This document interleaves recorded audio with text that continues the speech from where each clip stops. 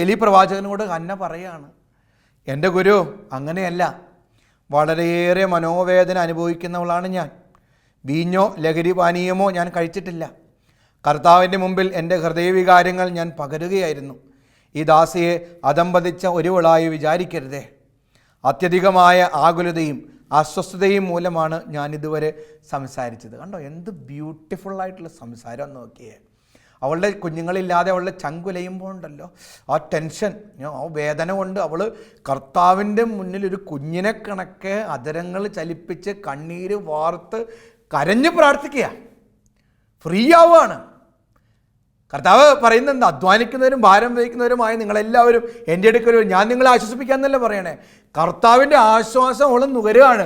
അവൾ ടെൻഷൻ പങ്കുവയ്ക്കുന്നത് പ്രവാചകനോടോ ആരോടോ, വേറെ കൂട്ടുകാരനോടോ കൂട്ടുകാരിയോടോ വേറെ ആരോടോ അല്ല. ടെൻഷൻ പങ്കുവച്ചത് ദൈവത്തോടാ.